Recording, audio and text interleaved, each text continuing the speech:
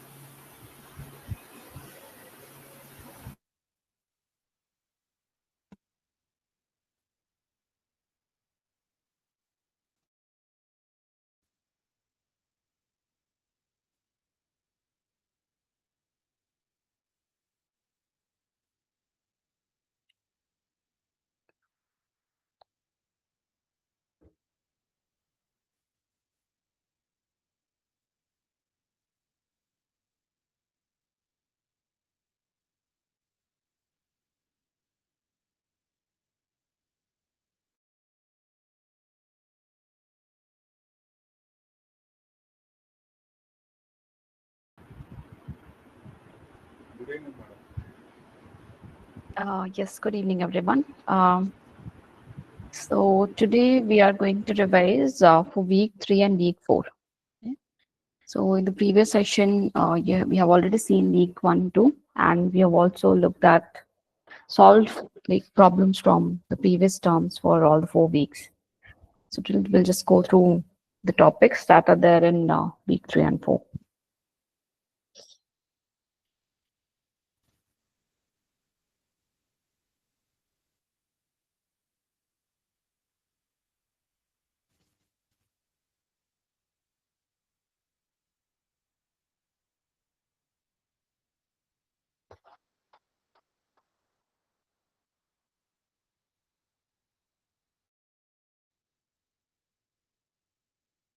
Okay.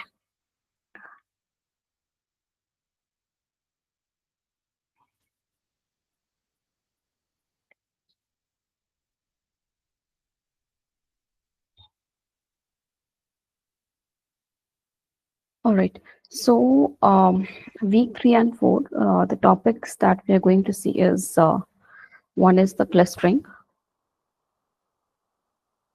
and then we have EM algorithm,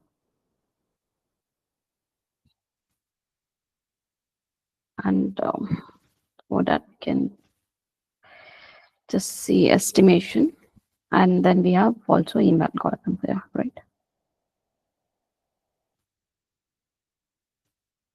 Okay, so these are the topics in week 3.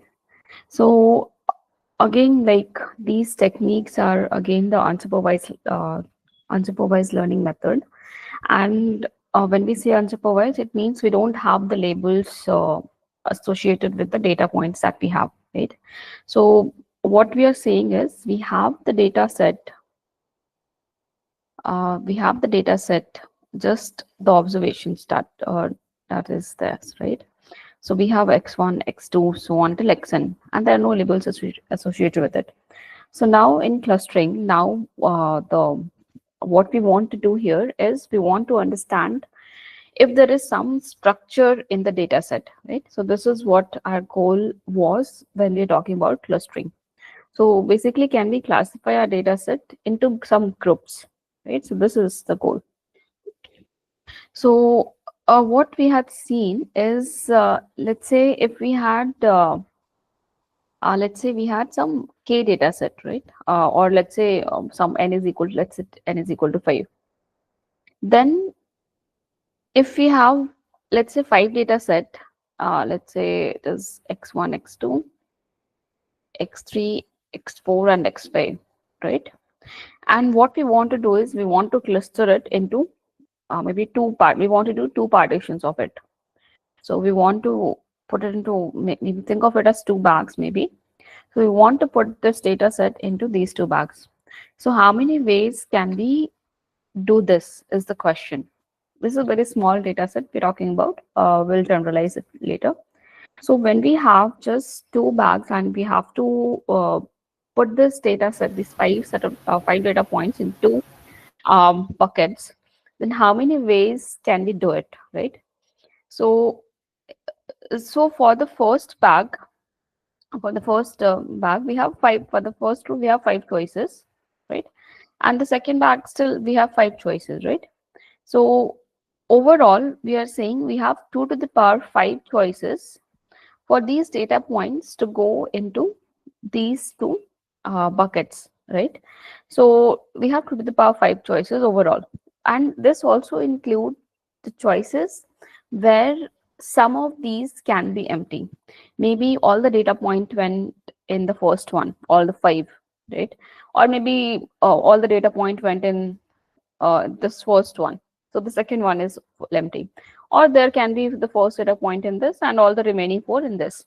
So there are cases like all of this which can happen in this setting. So this is just a very small example, but when we said we want to, let's say we have in general n data set, a set of n data points, and we want to group this data set into some maybe k classes. Okay, so when that's the case, then we know that we have k to the power n choices to make, right? So we have k to the power n choices that we can make to select to put these data points into k classes. And again, this still have the this still has the case where one or each a few of the classes or the groups can stay completely empty. So this is a number of ways in which we can do it. Now, this was about how can we partition basically these data set. So this is not our goal. Is we what we want is we want to cluster it in such a way such that data points of one type stay in one cluster and the data point of another type stays in the other cluster. Things like that is what we want to achieve. So if we have, let's say, the same set of n data points, we have x1, x2, so on till xn, and we have like let's take the cluster indicator. So suppose we have let's define the clusters as C1, C2, so on till CK. Okay, so we have K clusters and we have n data points. So now we'll define some ZIs. So the ZIs are what we are saying are the cluster indicators, right? So X1 is associated with Z1, X2 is associated with Z2, so on till Xn is associated with Zn. And here each of the ZIs, so Z1, Z2, so on till Zn, they all belong to 1 to K, right? So these are just the cluster indicators, okay? They are not some values associated with X1. So you can think of it like, let's say you have the data point, again, X1, let's take the same two cluster example. So you have one cluster over here, other cluster over here, and suppose again our data point was x1, x2, x3, x4, x5. So suppose my C1 has cluster 1 has x1 and x3, and C2 has x2, x4, and x5. Okay, so these are the two clusters that we have. So when we say that x1 is with z1, I mean cluster indicator of x1 is z1, it means in this case I have so x1 z1 would be more like x1 data point is in cluster 1. So in this case z1 would be 1, right? Now if we say x2 z2, so in this case my z, because x2 data point is in cluster 2, So my Z2 is going to be 2. Now if I say X3 Z3, then my data point X3 is in cluster 1. So my Z1 is 1. Then again X4 Z similarly, you can see this, and Z4 will be 1 and Z5 will be, sorry, Z4 is 2 and Z5 is also 2, right? So this is what we mean when we write the cluster indicator of X1 is Z1, X2 is Z2, Xn is Zn. Yes. Uh, did anyone has doubt? So some hand raise. No doubt. No. Okay.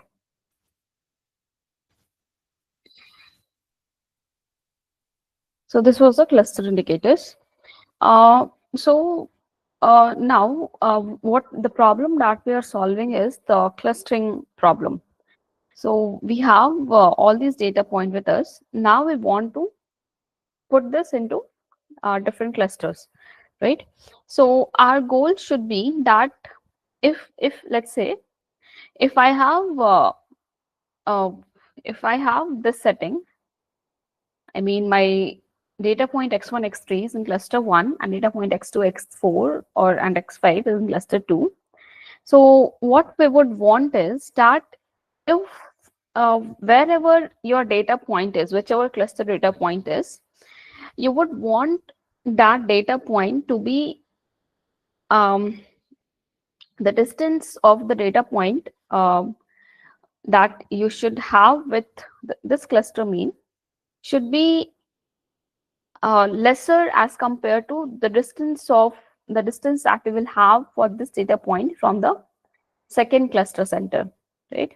So any cluster that you have, so let's say this is my cluster, so what we would want is that any data point that you have in this cluster, let's say ci, this is my cluster, so any data point that we take, so let's say this is my xi is what we're interested in, and this is suppose the mean of this cluster mu I. So what I would want is the distance of xi from this mu I should be less as compared to the distance of xi from the other cluster mean, right? This should be goal. So let's say this is mu j and you have the data point. So my xi distance of xi from mu I should be lesser. So xi minus mu I should be lesser as compared to xi minus mu j. So in a way, we want to have such kind of setting. Now, when we have the data point, we saw we have like if you have a total of n data point and k classes is where you want to split a data set into, then we saw is that we have k to the power n choices. But though you have various choices, now what you want is you want to I mean, you want such cluster assignment such that the partition that you are doing for your data set should be good.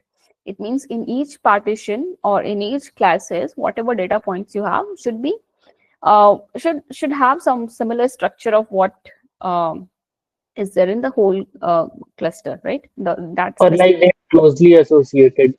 yeah, more closely associated, right? So what so one way we can like come up with this partition is um, so okay, so our goal here was what? Our goal here was to minimize the distance of xi from mu of zi, right? Where I is varying from 1 to n. We wanted to minimize this distance, correct? And so this we will define, we call this also the objective function. So you have this objective function. So f of z1, z2, so on to zn. So we want to basically minimize this. So every data point you want to check the distance from the mean and you want this to be as low as possible, right? This is the goal. Now, if that's the goal, then again, the total number of to solve this, in order to solve this problem, the total number of, I mean, we have a total of k to the power n partition possible, right? So there are too many possibilities that we have for this problem to solve. So we want to minimize this distance, but we have so many possibilities to see. In case, let's say, even if my k was small, let's say k was 2 or 3, but my n was 10,000 or uh, even 1,000, still you have so many possibilities. So solving such kind of problem is not easy, right? So what the one algorithm that was developed to solve this kind of problems, such problem, is the Lloyd's algorithm, or which we also call as k-means clustering. So this is the algorithm which deals with this NP hardness of this problem in such a way. So you have Lloyd's algorithm, or this is also called k-means clustering. Okay. Ma'am, is there Yes. any difference between k-means and k-means plus plus algorithm? So k-means plus, I'll come to k-means plus plus. Let's first see what is k-means clustering. Okay, ma'am. Yeah. So what we saw in Lloyd's, anyone able to, is it not coming? Coming, ma'am. Yes, ma'am. There is some issue from some time in the portal as well as in YouTube as well Also, you're regarding not, our email oh, IDs. also it is YouTube not, servers are down. so you're not able to see But the ma'am, streaming. but If ma'am, we are I in the am group, able we are to able see to the attend it, but presentation. not in the YouTube. No, no, okay, wait. So whatever is going on right now, are you able to see it on YouTube or not? No, no, not on YouTube. Uh, If we switch our IDs, Then you're use able to our, see. yeah, like that we are Okay. able to, but from our personal IDs, like this ITM IDs, we are not able to see. No worries. So for now, if someone wants to see the streaming, they can stick to the personal email ID. Otherwise, I think it should be available for the. or It you can says use video data maker unavailable, mode. madam. It says what I will do is I will start recording also, just in case. It says I think video he, unavailable. Ma'am, The content isn't available. Try again later. That's what it says. it's showing on Um. personal ID actually. Personal ID Uh, it's available.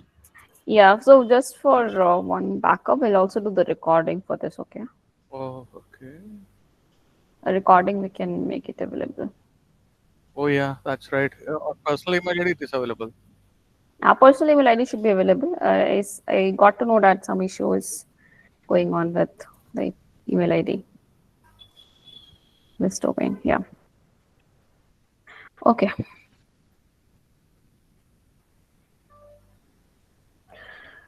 All right. So the algorithm that was developed to deal with this NP hardness of this problem that we had here was Lloyd's algorithm.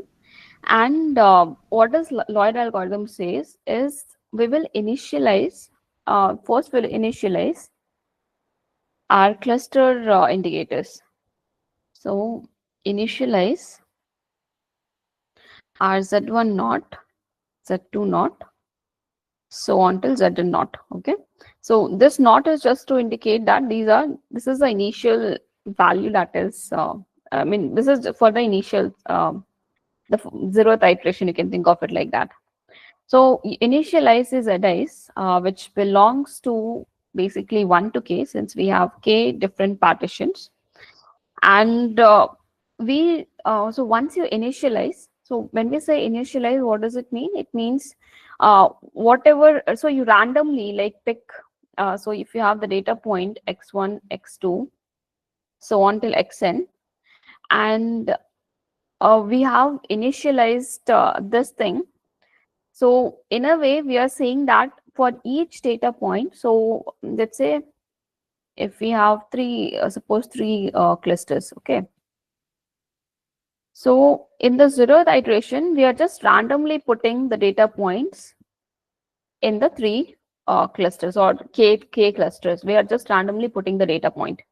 So when this happens, so like whenever you, I mean, this is the initial step that we do, randomly assign data points to these k clusters. Now, once you have done done this initialization, then you run this 2 steps over here. So what are the 2 steps? So the step 1 says you calculate the mean for every k, right? So you compute mean for all k. I mean, you compute the mean for all the k clusters. Okay, you compute the mean for this, you compute the mean for this, you compute the mean for this. So you compute the mean for all k, and we had also seen that this mean, if you have to write it in general form, so it will go more like mu k, and just t to denote the number of iteration. So this is, so data points that you have in each cluster, that is sum over xi zi t is equal to k. So all those data points that are there in this cluster, you want to take, you want to add all of it. So that is what this numerator mean here, right? And in the denominator, you want to subtract by the total number of observations that you have in each cluster. So that is basically, you want to know the count of the data point in each cluster. So that would be given by this indicator of zi t is equal to k. So if you have some data point, you just take it 1, otherwise it's 0. So again, I varying from 1 to n. So for every k, you compute this mean, okay? And what the second step says, the second step says that a second step is so first step is computing the mean for all k, and the second step is reassignment. So after this computing the mean for all k, what you will do is you will check the distance of each data point. So basically for every I, you will calculate the distance of distance of xi. So distance I'm denoting by this L2 norm. So xi minus mu k t. So we calculate this distance of each data point from every mean that you have for each cluster. So in case you have some data point which is more closer to some other cluster than where it is assigned to, then we will do this reassignment step. Okay. So in case, even if there is one data point which is not correctly assigned to its cluster, I mean, when we say it is not correctly assigned, it means maybe that there is some observation in my, let's say, x1 cluster, which is more closer to the mean of the second cluster as compared to the mean of the first cluster. So maybe if you have something like, let's say, these are my 2 clusters, and these are my data point, okay? And suppose this is the mean for my second cluster. This is mu2. And this is the mean for my first cluster, okay? And if this is my, let's say, if this is my x1, so maybe just like this. Suppose this is my x1, okay? So here we can see that like once you calculate the mu i's for each of these clusters, then for every data point I need to check its distance from every mean of the cluster. So in case you come up, even if you find a single observation which is more closer to some other cluster mean than where it was currently assigned to, then you will move this x1, move that data point into that cluster. in the next observation, in the next iteration. So this is the reassignment step. So only when you have something like this, you have situation like this, then only in that case you do the reassignment. So what does reassignment step says? The reassignment step says that for every data point, your zi t plus 1, that is at the next iteration, where does what does zi takes basically for every data point, whether it stays the same or whether it differs. So this zi t plus 1 is going to be argmin of the distance between xi from this mu k, right? And you are minimizing for k. So you want to look at that k which minimizes this distance. Yes, Hannah, I guess, yeah. Yes, ma'am. Hmm. I have a doubt. What is the 2 given on the arc minimum equation, the down one? The power is there, Downward. the down. Yeah. Okay, this is to denote the L2 norm. Okay, length of the norm. Yeah, like I'm using the distance as L2 norm. Okay. What do you mean by L2 norm? This is just the distance, right?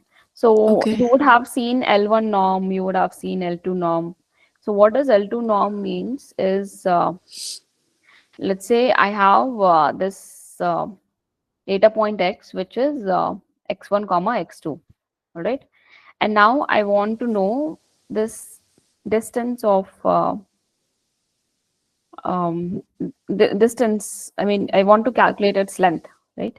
Mm-hmm. So this length will be given by this length will be given by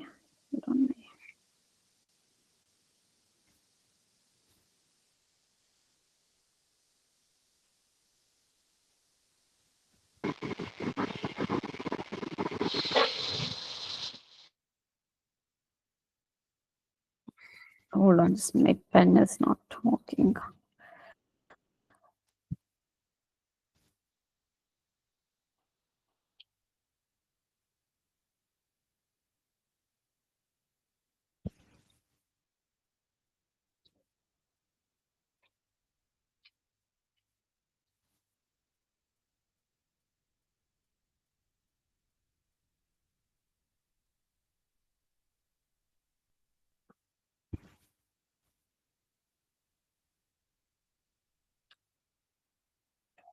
Just give me a minute. Let's check this.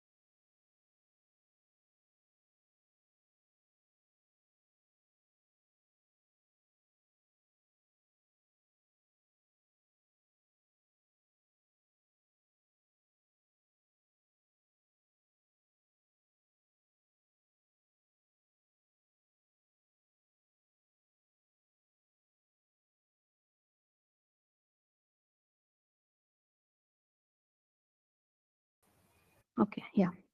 So what L2 norm is this is basically you do x1 square plus x2 square.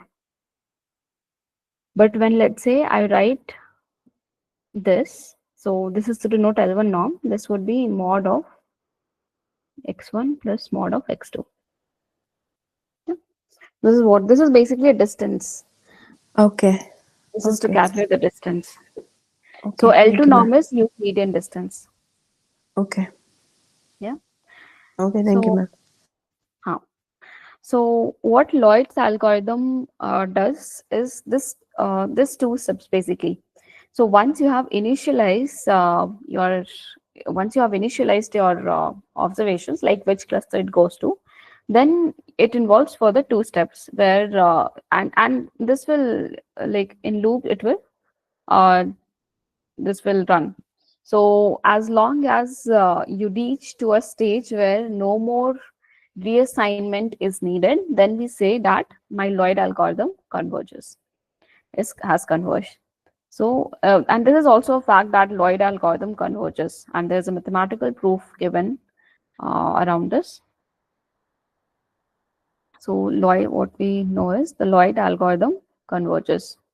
So, why does it converge is see, you have only very limited number of even though it's a very large number, when we say we have k to the power n possibilities, I know it's a very large number, but still you will reach at a place where when you see the proof for this file algorithm convergence, what we will observe is that my objective function at every iteration is reducing.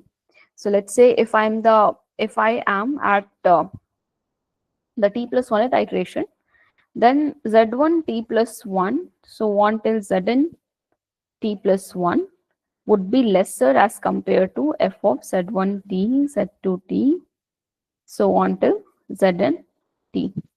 So this is what happens, right? So like every step this is happening. Like your objective function is reducing at every step, and this cannot go on forever because you have very limited, I mean you have k to the power n number of observation overall. So the algorithm must converge, and once we see that there is no reassignment happening, there itself we can say my algorithm has converged. It means every data point has gone to its own cluster. Yes, Manya. Ma'am, when you say it converges, do you mean that the algorithm is optimal? The algorithm is okay. When you say optimal, what do you mean by that? Like for this particular problem statement, is the Lloyd's algorithm the most optimal solution that we can get in Okay. terms of complexity? Yeah. So no, this is not like when we say the Lloyd algorithm has converged, we don't. So the solution that you obtain from here is not optimal. I mean, the original problem that we were looking at is this. We wanted to minimize.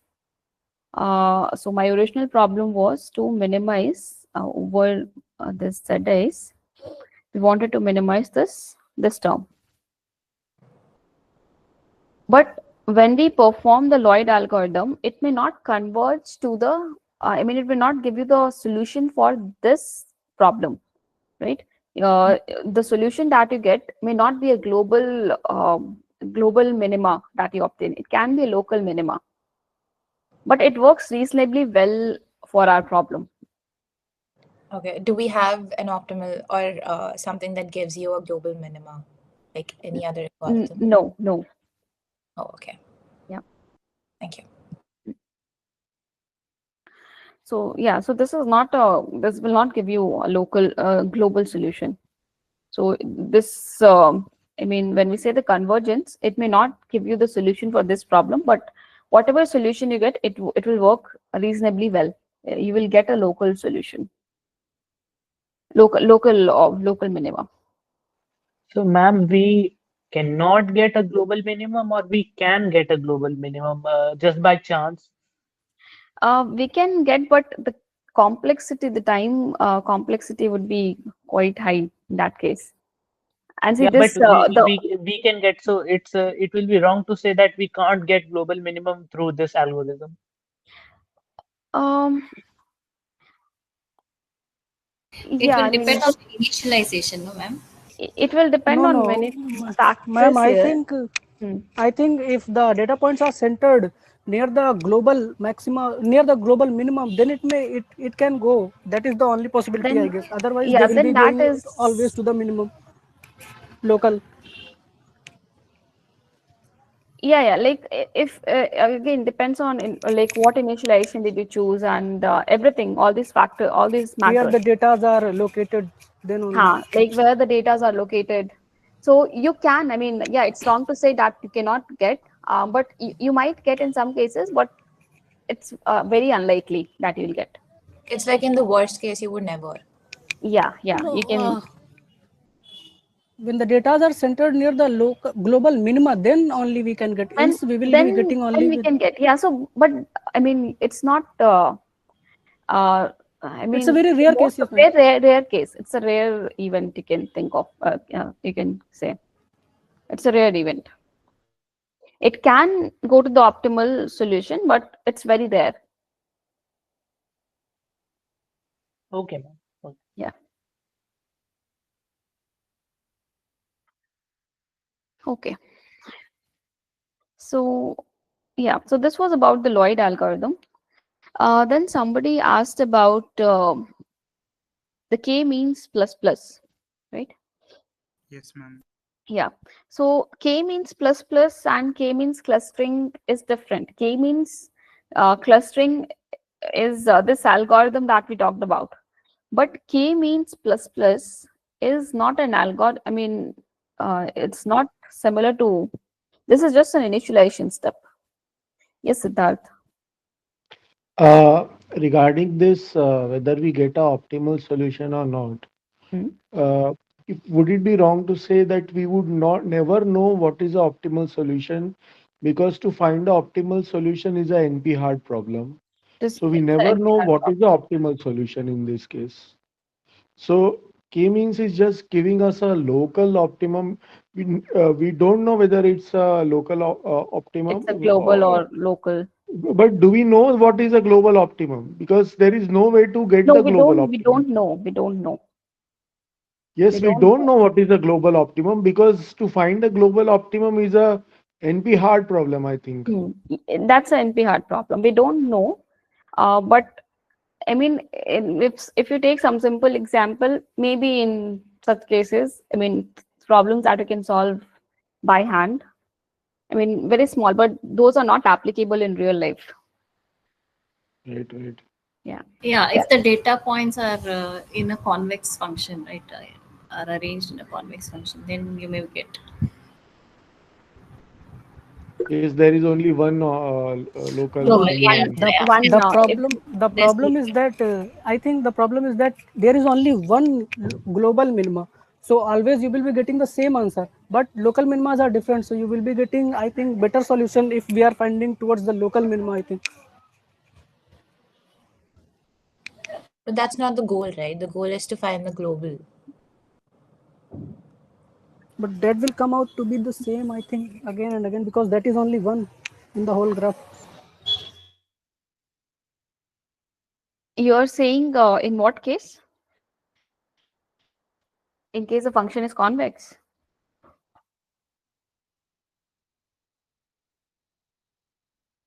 Ma'am, whom you are asking? The one You who only. said, No, no, you. ma'am, the convex function thing, someone else said, I think. Okay, okay.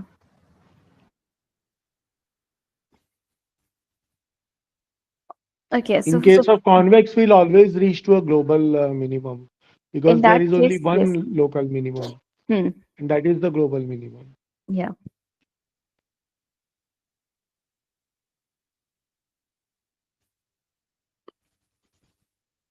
Okay, So ma'am, you in can short, go ahead. yeah, in short, just Lloyd algorithm may not give you the optimal solution, basically. Okay. So next is a scheming. No, but in most practical cases, it works well. What that is what it is said in the lecture. Lloyd's algorithm, right? Yes. Yeah, it works well. It works well. I mean, it reaches to local minima.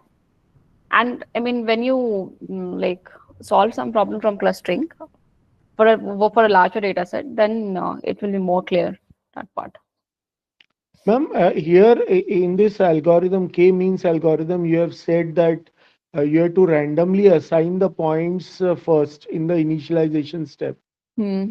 But don't we have to randomly assign first the means, and then based on the means we have to assign the points to the means to the clusters? Um, um, no, you see, we are randomly assigning this zi's, no? So I mean data point. So when you have this randomly assigned data points in k clusters, then you can find the mean for each of the cluster, right? And those will be my mu naught. So you are saying first you assign the points and then you find the mean. But Yeah, yeah. I think what in the lecture is that first you initialize the means and then you find the points near to that which are forming the cluster with that mean. Okay. No, I That's what. believe, no, I believe, ma'am, that what you are saying, I have read in the lecture, I have listened to the lecture like that same only. That you first initialize the points randomly, and then according to those points, you find out the mean in the mu naught. He's You would have confused. to you would have to initialize the data points anyways, right? In order to Yeah. initialize the means randomly. The difference between k means and k means plus plus is that the initialization step is the difference between k means and k means plus plus. In k means plus plus, you follow a systematic procedure for initializing the means, whereas in k means, you first randomly initialize the means and then find the clusters near points, find the points near to those means. That's what I understood. Maybe Okay. I understood wrongly, No, but I think both ways should work. So if okay, let's just So come to this. So if randomly we assign the means, randomly assign k means, right? So it is implicit because the yeah. means, yeah, it once we assign So the data points, the means get randomly assigned. so once you have this mu one, mu two, and mu one, mu two, and mu k. Once we randomly assign this, so basically when you're assigning this again, uh, you have to put in the data points accordingly, right? The data points will go accordingly. then you initialize the zi's depending on the mu i's, Yeah, yeah. mu Hmm. k's. New case, correct. I mean, it works both ways. So even if you randomly assign the data points, initialize the data point, then you have some initial cluster centers for each of these k clusters. Any cluster mean for each of these k clusters, So, But and ma'am, then you can when we work the say same that way. we want to assign Cluster. values randomly, Hello. Sorry, can you repeat? I think I'm two people saying are that speaking. the Z1 to ZK are these are all cluster indicators, right? Or Cluster indicators. They are cluster indicators. and what we define by K is the number of clusters, K equal to 2 or 3. I mean, K is the number of clusters, and these are my cluster indicators. okay. Yeah, somebody was saying something. yeah, ma'am. I was saying that when we say that we are in like just you said that in the initialization step, if we use the data points for assignment, randomly assigning data points, that makes sense. We know that there are like 8 to 10 data points, for example, in front of us, and we are assigning it in two clusters in random way. But when we say that we are assigning means, then how we are assigning means like if we compute the mean for that particular data set, there will No, no, be only no. one. Randomly you pick k means from your data set. Wouldn't that waste computation though? Because we're not calculating the means out of the data points, right? So we don't know if the data points would be closer or Yeah, farther. the data point is the mean or the data point is the data point, that is confusion. Yeah, how can we know that For the mean is for one data point, the mean will be itself because you will be dividing by one, so it will come out to be the same. So assigning one data point or mean for that, you can call it both. I think. That's for one. We're talking about n, I Yeah, think. it works for only in one case, that if we have k clusters, then we are putting all values in only one value in each cluster, and for that only it will work. If you put two values in one cluster, that for that it doesn't work. Right. No, I was saying about the initial step. After assignment, you have to calculate the mean of the cluster itself. Yeah, so that's what we're arguing. We're arguing that that's the better or the way that makes sense instead of us See, assigning it. whatever you choose, like But let's say, even if you initialize your cluster indicators, like Z1 not, Z2 not, or Zn not, or you do mu1 not, mu2 not,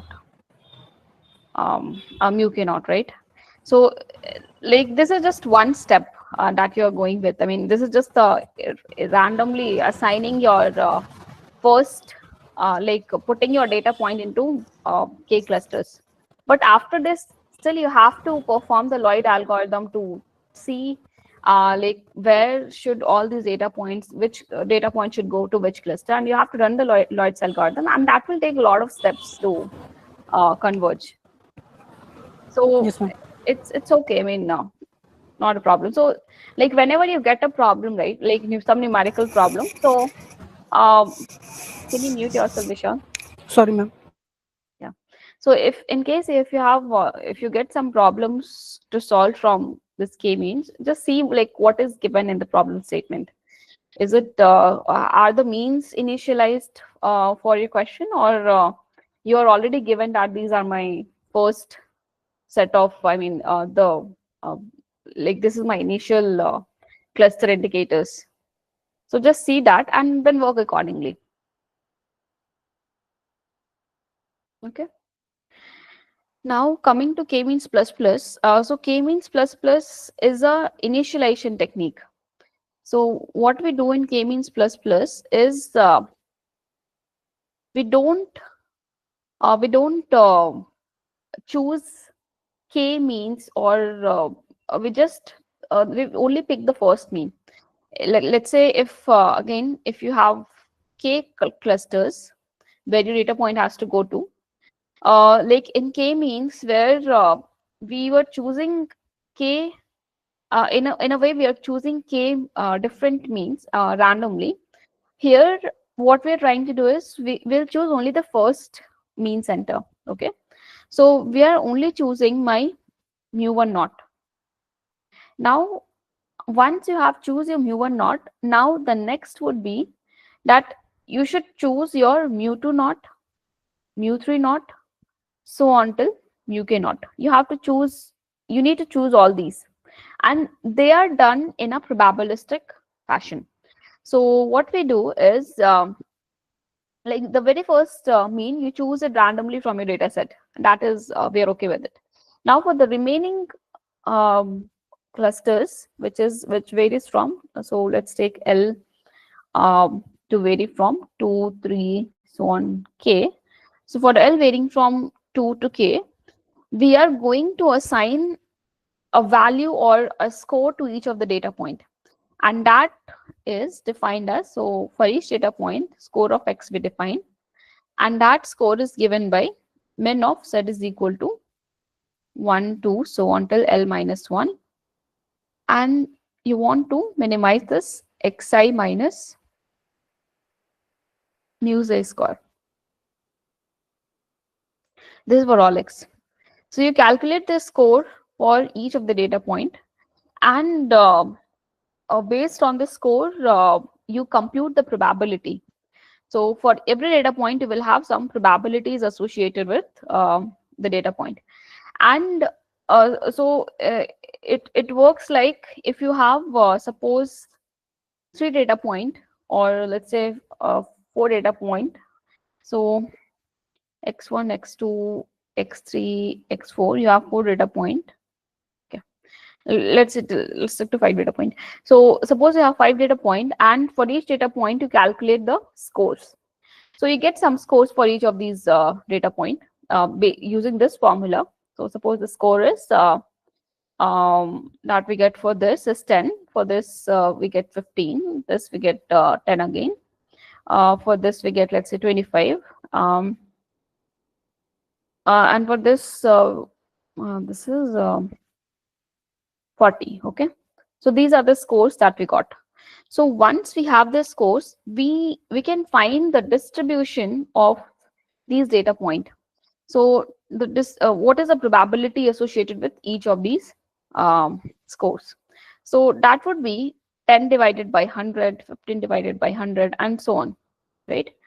So your k-means plus plus algorithm, what it does is I mean, it chooses the second mean.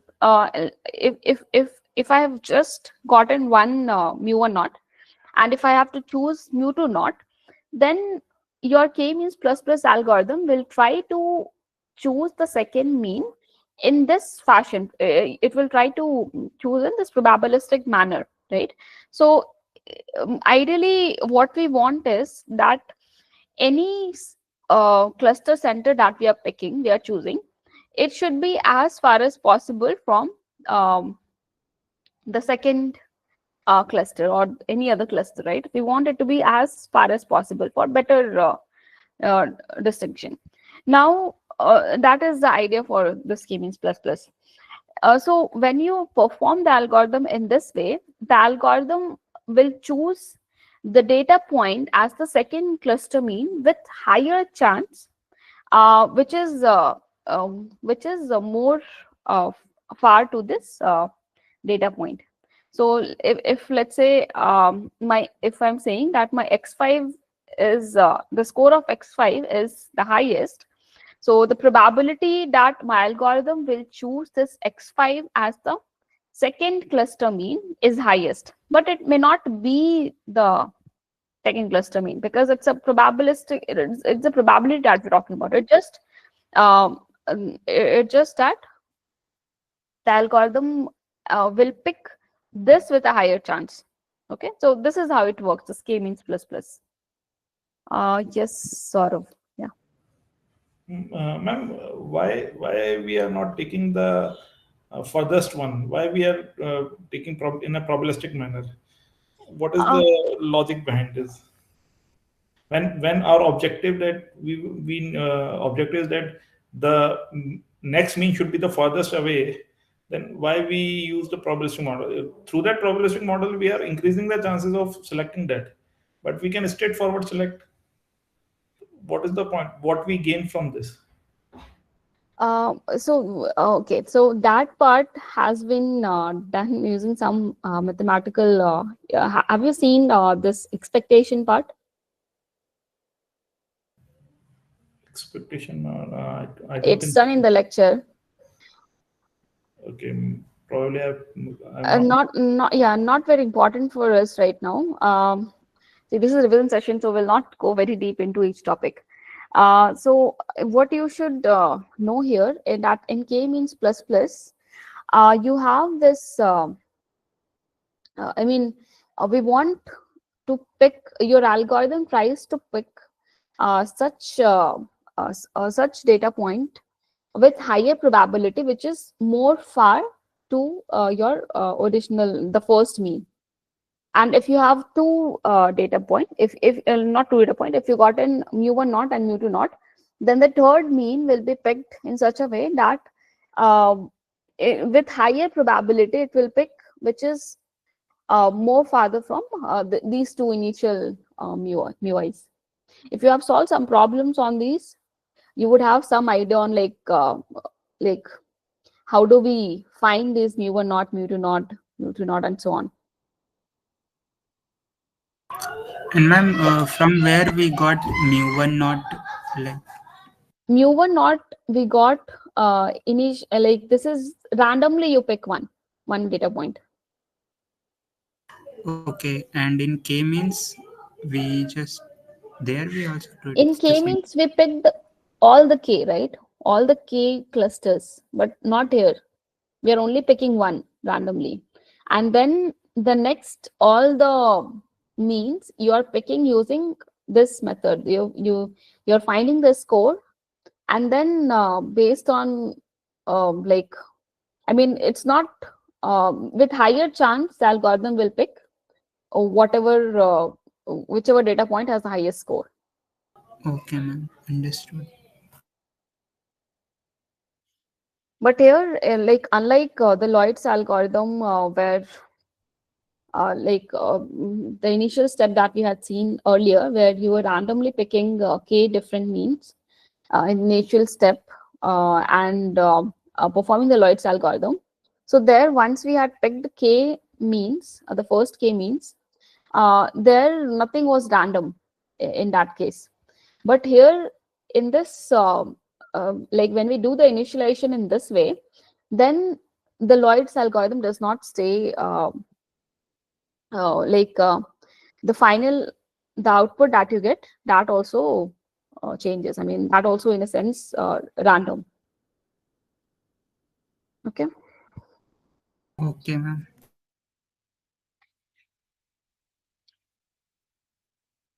Okay, so that was about k means plus plus. Then next, I'll just Just quickly. one clarification, ma'am. Uh, K means plus plus will converge faster than K means, right?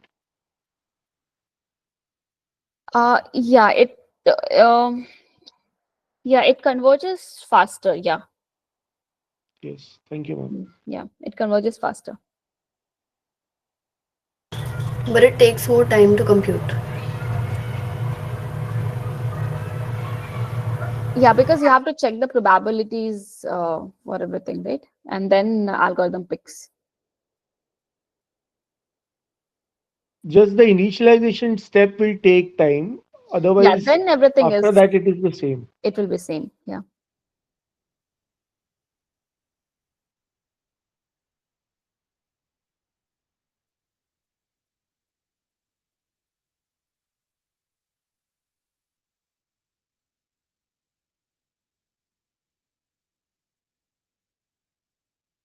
Okay. Um, so what is left here is Voronoi regions.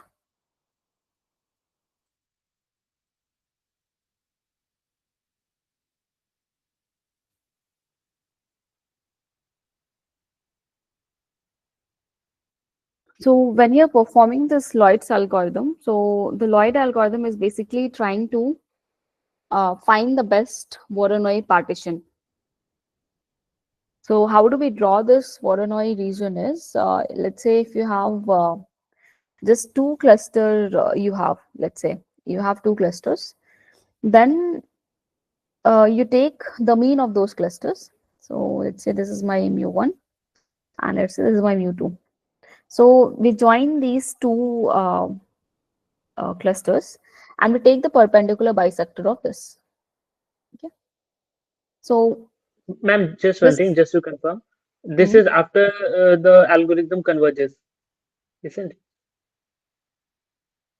this is after, no, I mean, this is just to, no, when you say after the algorithm converges, you mean, what do you mean by that? I mean that we have finally achieved all the clusters with Okay, all okay. the data Yes. points fitted in. Yeah, yeah. Once the algorithm has converges, then this is how the partition of the data point looks like. Okay. Okay. So you take the, like once your algorithm has converged, your Lloyd's algorithm has converged, you will have all those means with you. So like let's say if you had two set of clusters, you have two clusters, then you will have mu1 and mu2 at the end. Now you join this mu1 and mu2 and take the perpendicular bisector of that line, and that will give you, and that is basically giving the partition for your data set. So everything on this side is belonging to cluster 1 and everything on this side is belonging to cluster, this side is cluster 2 and this side is cluster 1. Now similarly, if we have like let's say 3 clusters, then in that case we will have mu1, we'll have mu2, we'll have mu3, right? And you join all of it, you join everything together and then find the, like let's say if I have to find it between mu1 and mu2, then I take the perpendicular bisector of this line, right? And mu2 and mu3, so I take the perpendicular bisector of this line. So this reason that we get with this is basically the points in cluster 2 would lie here.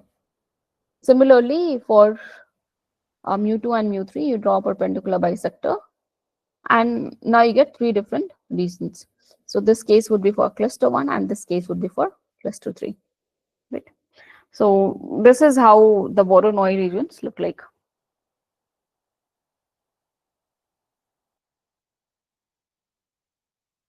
All right. So this was about week 3. I think we have covered most of it. What about the points on the line, ma'am? What about the points on the line? On the perpendicular bisector? Um, you mean this line? Yes, yes. It can go to either cluster 1. So if this is a line, you can put into any one. I think that shouldn't be a problem. Okay. So the one This which we is have initialized, that only will no remain. this is so Voronoi regions is basically like once the Lloyd algorithm has has already converged. It means you have reached to a point where no other data point wants to go to the other cluster. They're happy with their cluster they're assigned to, right? That is what we mean when we say Lloyd algorithm has converged.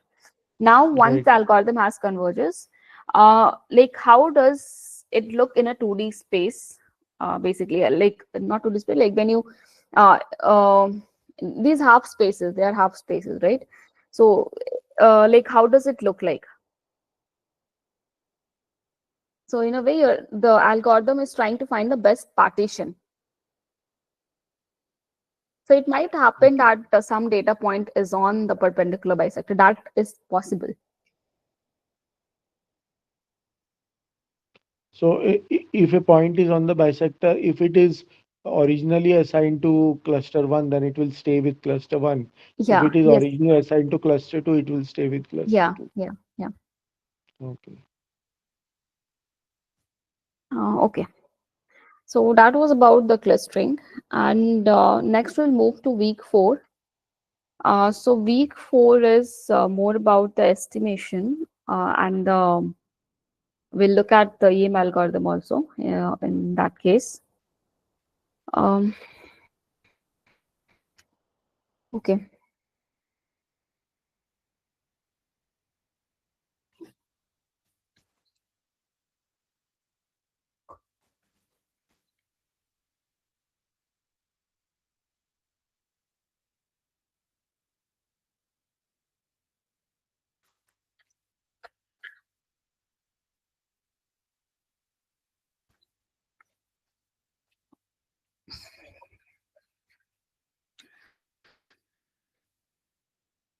So here we'll first talk about the estimation problem.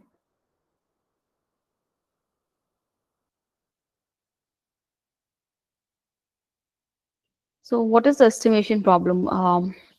In estimation, like let's say you have observed the data point, and let's say it follows some certain distribution. Suppose my data points are coming from a Bernoulli distribution, and just from that, I mean, we can't say what is the parameter of the parameter associated with that distribution. So the process to estimate those unknown parameters for the distribution or any parameter, I mean, from the data set that you have observed, the process to estimate those parameters is the estimation problem, right? And those parameters are the parameters are unknown to us, right? And from there, I mean, we know the parameters are unknown, and this is what you want to estimate.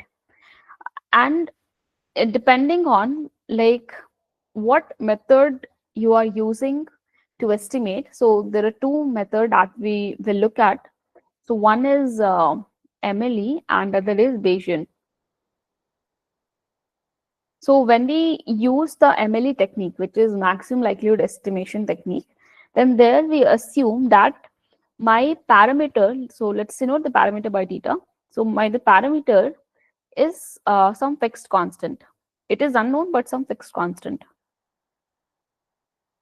And in Bayesian, through Bayesian approach, what we believe that my theta is some random variable. Okay, so there are two different ways in which we look how can we estimate the parameter. So, like once you have observed the data, and okay, suppose you have observed this x1, x2 up to xn. So once we have observed the data, and some model is assume that there is some model that have generated the data, and the process of estimating those unknown parameters using the data is our problem. So that like when we try to do it using the maximum likelihood approach, then that involves two steps here. So MLA is maximum likelihood estimation. So yeah, from here, like here, you have to first find the likelihood function. Okay,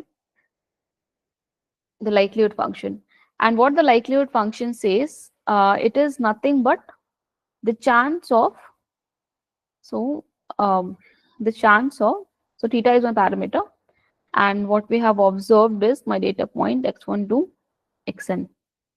So this is basically the probability of these data point x1, x2, so on till xn, given this parameter of this parameter, right?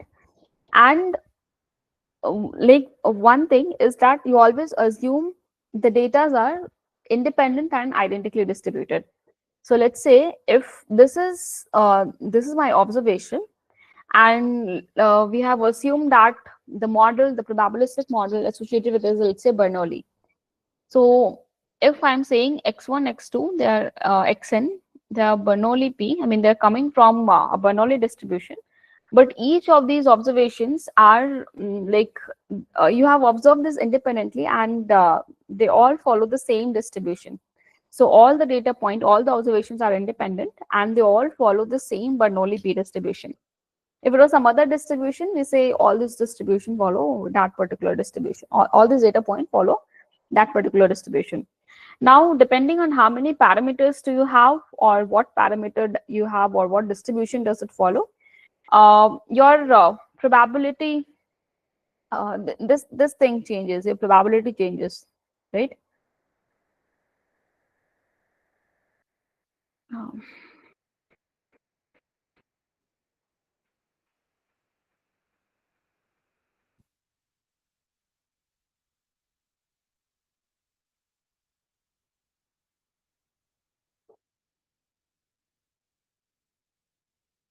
just wait for 1 minute.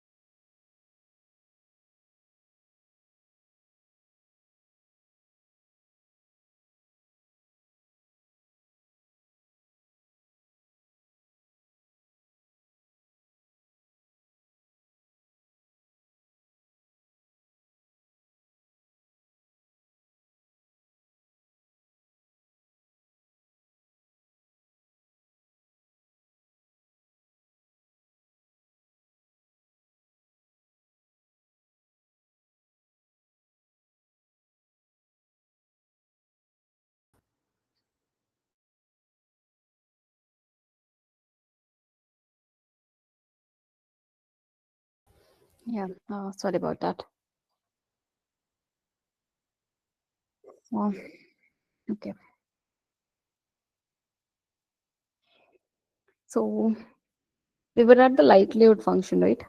So like given any data point, we first like find the likelihood function, and the likelihood function is basically the probabilities of this data point, right? And since the assumption that we have made is they should be independent and identically distributed, I can write this whole thing. We can write this as p of x1 um, given p. So I have used theta, so it's theta. So x1 theta, so on till p of x in theta, right?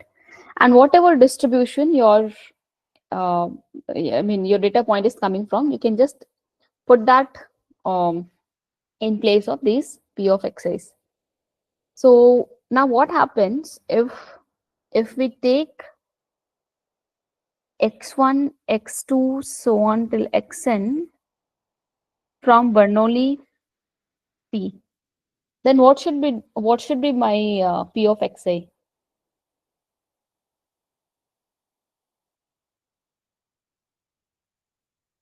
What should it be? Any guesses? Like p to the power theta into 1 minus p into 1 minus theta. P to the power theta. No, p is the parameter, right? And theta is also a parameter. Now let's forget Oh, that. okay. What I'm saying is this is I mean you have the data point coming from a Bernoulli p distribution. Now if I have to find the likelihood function of this term, likelihood of p x1 so xn, what is it going to be? It will be p to the power of summation of xi Yes, and 1 minus 1 minus p to the power 1 minus summation of correct. 1 or n, right? n minus, I'm sorry. Yeah.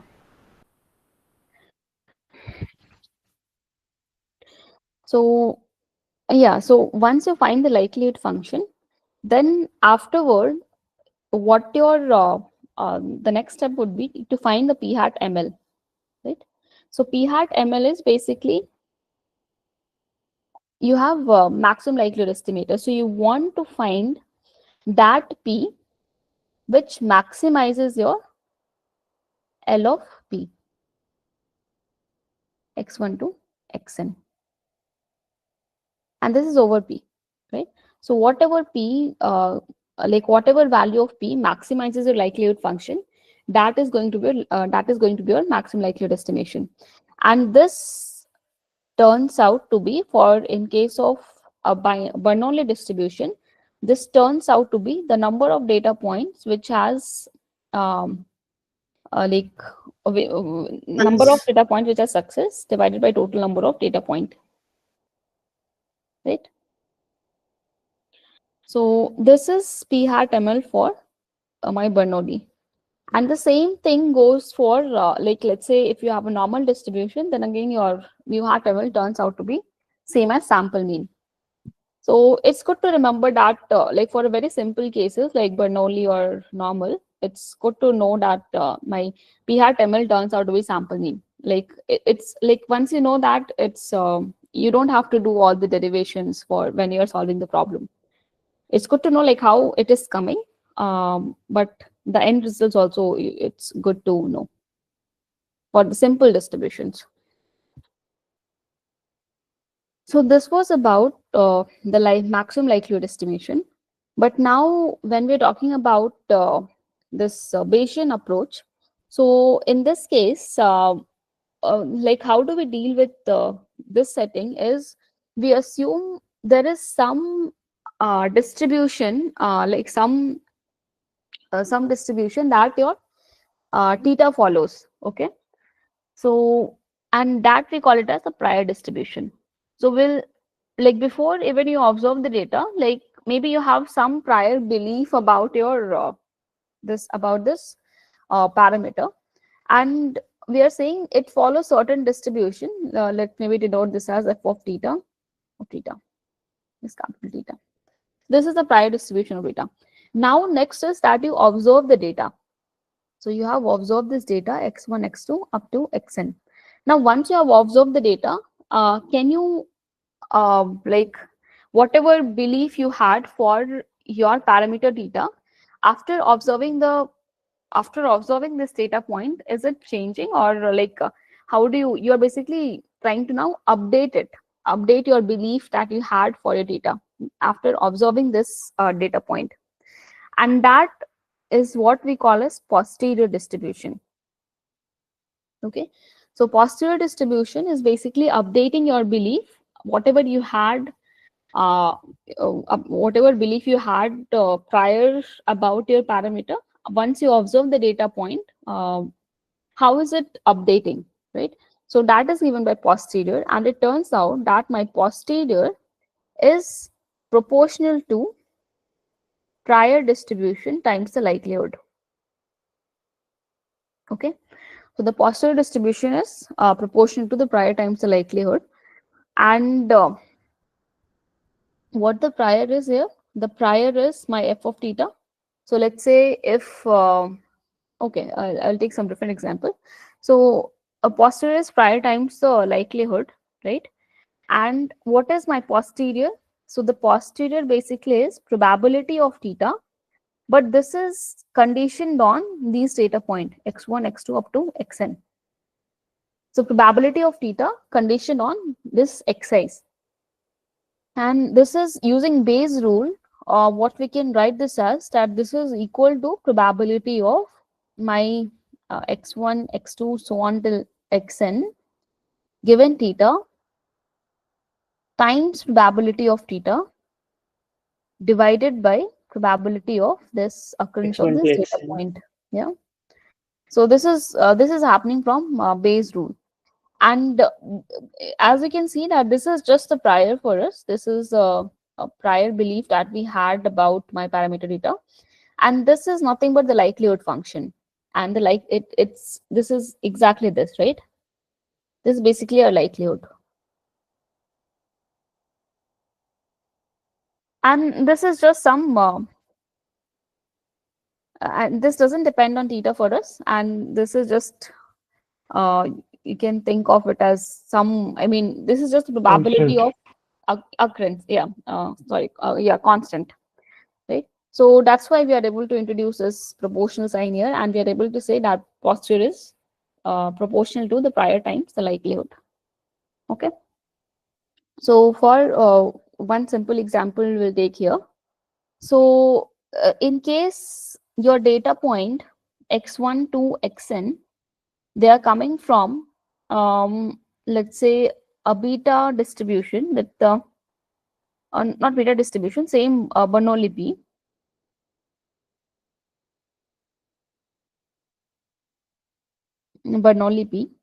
and uh, in this case, in the Bayesian case, if we take P to follow, suppose a beta distribution with the parameter alpha and beta, right?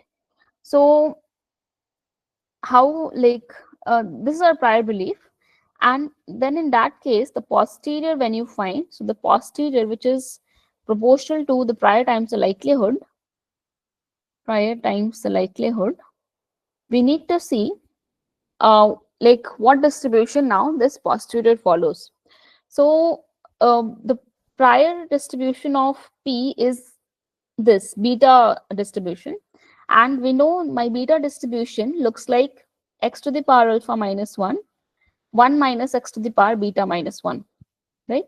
This is what my prior distribution looks like. Sorry, beta distribution looks like. And what is this likelihood function? The likelihood function would be, so this should be P, right? Because we are using my random variable now is P. And here now this part, so P to the power sum over xi, and 1 minus P to the power n minus sum over xi, right? So you see that like when you solve for this, you will get this to be again of the form of beta distribution. It is turning out to be beta distribution, which is beta of sum over xi xi plus alpha. plus alpha, And parameter beta is sum over. N minus 1 minus xi. Yeah, this is actually 1. It was correct before, I think. Hold on, this is 1 minus xi. So No, 1 ma'am, it's minus, n. I think it should be n, ma'am. it should be It is n. n if you take the only summation of xi. If you take whole summation, then it's n. Means if you sum the n minus summation of xi. yes. N Yes. minus summation of xi. Correct. Yeah. Okay, this is okay, different. Yeah. If you take the So, whole summation, then it will be 1 minus yeah. x. Okay. So, summation of 1 minus xi plus beta minus 1. I hope you all know how to find Plus these things. beta. Yeah. Plus beta, ma'am. Yeah, this is beta Minus only. 1 will Beta not will, come. Yeah, not minus. Minus 1 will not come. yeah. I hope you all know how to do these things, right? So, given any problem or like any distribution from which your data point comes from, and the parameter that you estimate, if the distribution for that parameter, the prior distribution is given to you, then you just need to put it in this form and you solve for it, basically. So even if it is asking you to find the posterior distribution, this is how you can do it in case you don't even know the final form of the parameters. Okay, this is how you can do it. And like once you now find the posterior, so what we saw is the posterior is again a beta distribution. So how can we estimate, how can we, now this is the distribution is what we have obtained. So how can we, like what value can you give to this parameter, right? So one way to do it is we find the expectation of the posterior. Okay, so this is one way. You find the expectation of the posterior, and we know that if you have a, if we go to this problem itself, and if we know the beta distribution, we know that its expectation is given by alpha divided by alpha plus beta. Yeah, so that is basically what we do here. So alpha plus sum over xi divided by just add these two. Okay, so that will be my expectation for the posterior, and this is the estimate that you will get for the p. This is one way to do it. But in case and there is another way to do it is to find the map estimator. And what does map say? Map says that you find, this is basically the mode of the posterior distribution. You want to know which parameter is maximizing your posterior. So that is a map estimator. So these are two ways to estimate, I mean, what we have seen in the lecture, the two ways to estimate your parameter in case you're using the Bayesian method. MAP stands for? Maximum a posteriori estimator. Okay. This is just the Basically, mode of the mode of beta posterior. function. Basically, can you repeat? It's a mode of the beta distribution. Huh? Mode of the beta distribution, yes. Not beta, posterior distribution. Posterior beta distribution. Any correct. Yeah, correct.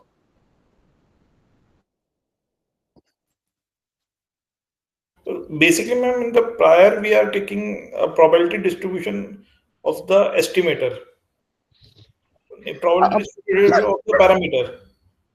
Probability distribution of the parameter, yes. And then we are updating it. Updating it, yes, using the data that you have observed. And you find, then you see like whatever you believe was for the parameter, is it like how is it updating with the data set? So in this case, our belief was that it's from beta distribution, and after observing the data, we still got that it is a beta distribution. So far we have only found the distribution. But to give the estimate now, these are the two methods that we have seen. Is one is you can find the expectation, or you can find the mode of the distribution. Okay.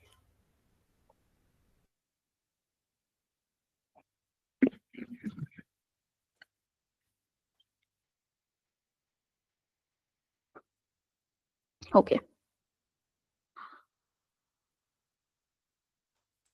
So next is we'll look at the EM algorithm, and for that um, we'll start with a mixture of Gaussian. Okay, just one example for that. So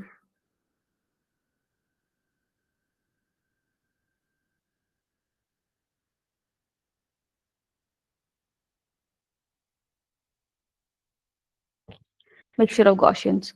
So suppose you have a situation where your data set is coming from some mixture of Gaussian. I mean, maybe your it looks like something like this, right? So this is basically a mixture of three Gaussian. So in these cases, like how can you estimate these parameter?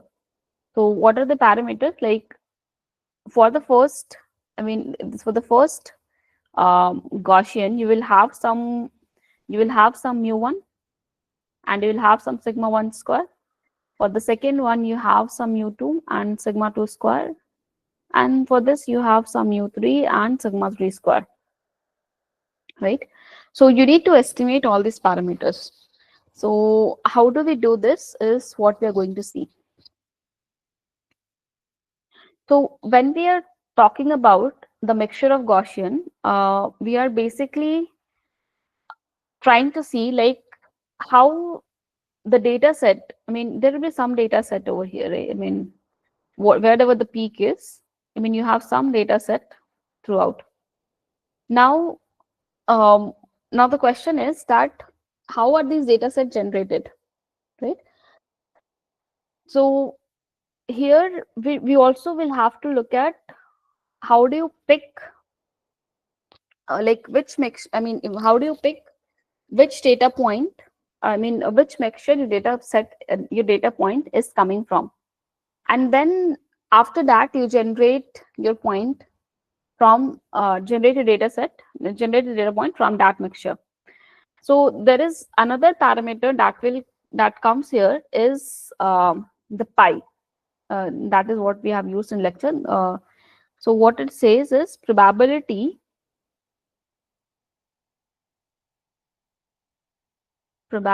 of, okay,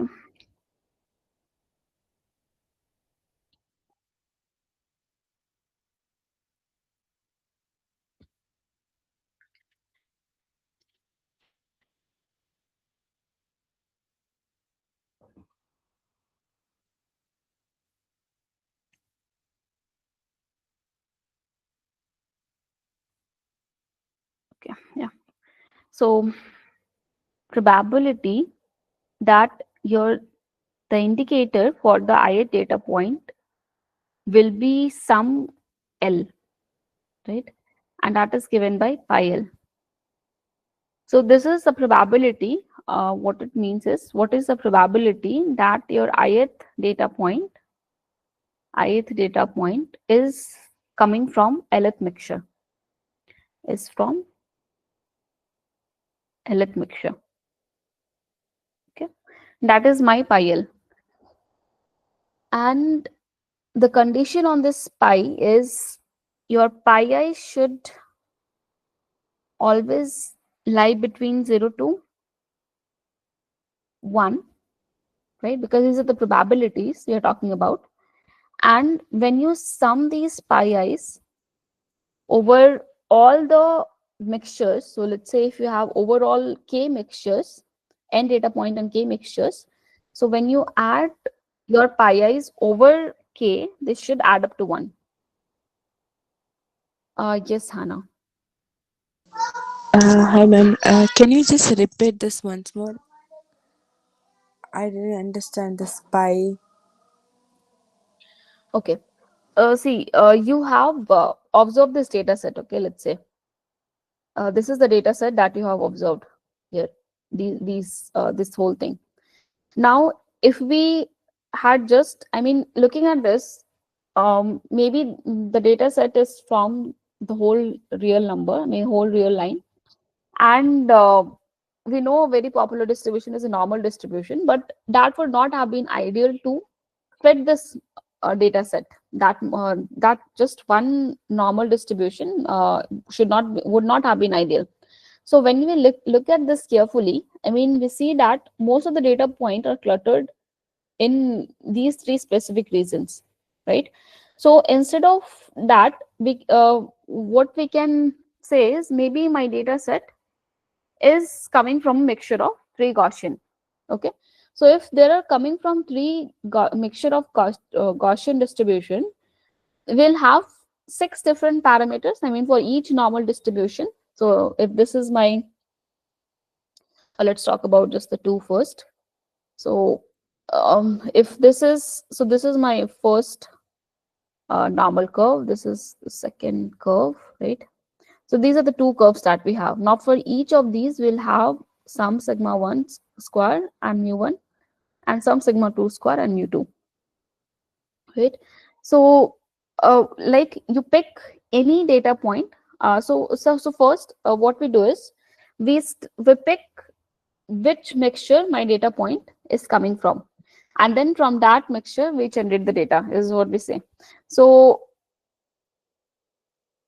you generate your data point according to this probability, right? So we are saying that probability that, or maybe, so you have x1 x2 up to xn data point, right? And in the previous week, that is week 3, we had given this cluster indicator, which is z1 z2 up to zn, right? And when what we are saying here is probability that my ith data point, right, ith data point belongs to cluster L. So in this case, maybe since there are only 2 clusters, I can say ith data point belong to cluster 2 is pi 2.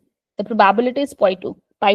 So what is the probability that my ith data point is from the second cluster, generated from the second cluster? And that probability is pi 2. So there will be some probability associated with these with these data points, right? Like which with what probability it can come from the first cluster, or with what probability it can come from the second cluster, correct? Okay, ma'am. Thank So you. that is what it is giving. Now, Okay. if I say there are 3 clusters, there are three mixtures. Let's add just one more over here. So there are, this is the third one. So what is the probability that any data point is coming from mixture 1, mixture 2, or mixture 3? So those probabilities were given by pi 1, pi 2, and pi 3. Okay, and the condition is that each of the, since they are probabilities, they should add up to 1, and they should always lie between 0 to 1. Okay, so this is a condition that has been put on pi i's. And if that's the case, and in general, if we have some different mixture, then the number of parameters that we will have to estimate would be quite would be what? So for mixture 1, I will have, you will have k mu wise, right? You will have mu 1, mu 2, mu k. You will have sigma 1 square, sigma 2 square, so on till sigma square k, and you will have pi 1, pi 2, so on till pi k, right? So from here you can see that there are 3k parameters that we will have to estimate. But now, since we know that sum of all these pi I should add up to 1, this will be 3k minus 1. Because if we know pi k minus 1, this not pi k, sorry, k minus 1 of those pi k's, like let's say I know pi 1, pi 2 up to pi k minus 1. So I can easily find this pi k, right? Because it has to add up to 1. So that is why from these pi i's, we need k minus 1 estimator that we want to estimate. So overall, it becomes k plus k minus 1, which is 3k minus 1 estimator that we want to estimate. So this is again an estimation problem. We want to estimate all these parameters. And we know that we can use the maximum likelihood estimator for this. I mean, we have seen ML estimator, and we will see what happens when we try to estimate this using ML estimator. Then in that case, so if I, let's say, denote all my parameter theta, all my parameter using this theta, which is my mu1, mu2, so on till mu k, sigma 1 square, sigma 2 square up to sigma k square, sigma k square, and pi 1, pi 2 up to pi k. Okay, think of it as theta. So this is my parameter set, and we want to estimate all of it.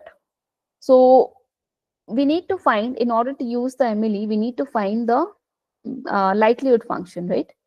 And my likelihood function will be given by L of theta. So here,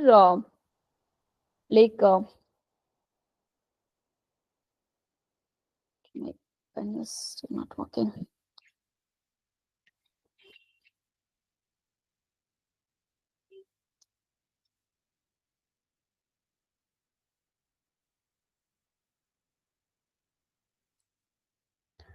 Okay, so if you have a mixture of Gaussian here, then in that case, what is going to be my likelihood function? L of theta given my data point x1, x2 up to xn, right? So this is nothing but, I will just take one small example of, let's say, mixture of two Gaussian, okay?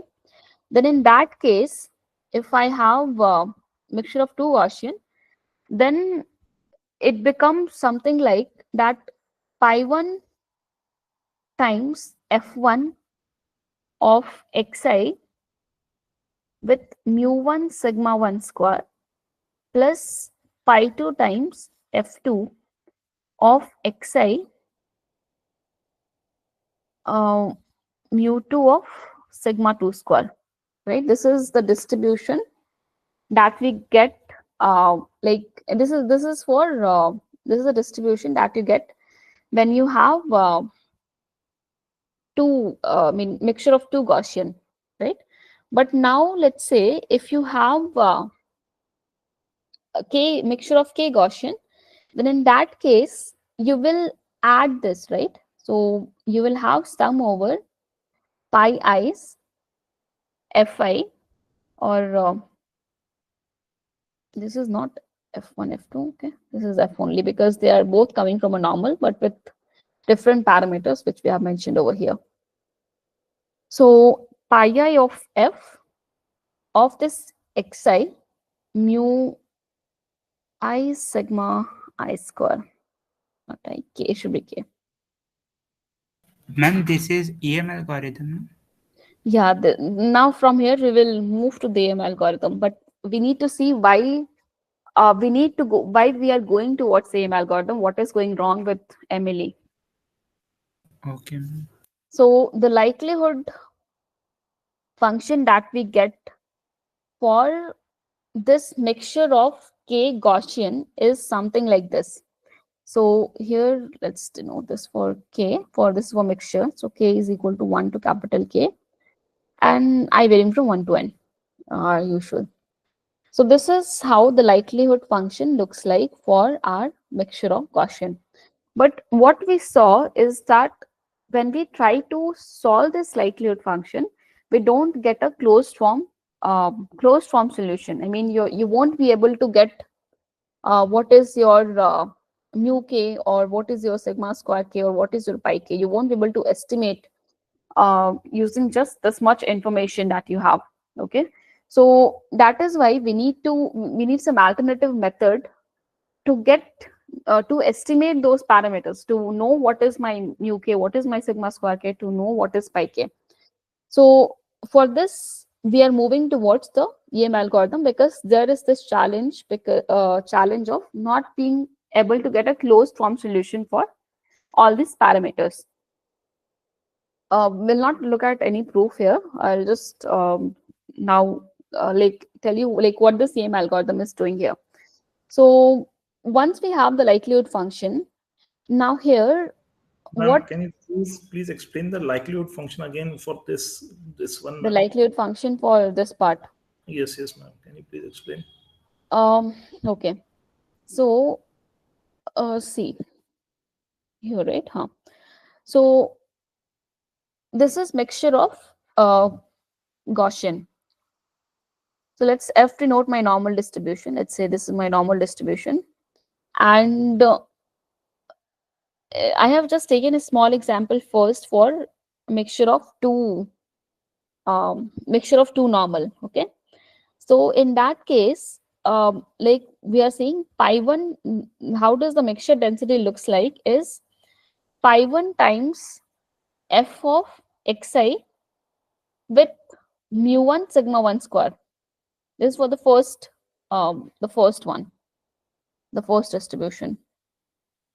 And with pi2 probability, it's coming from the second mixture, right?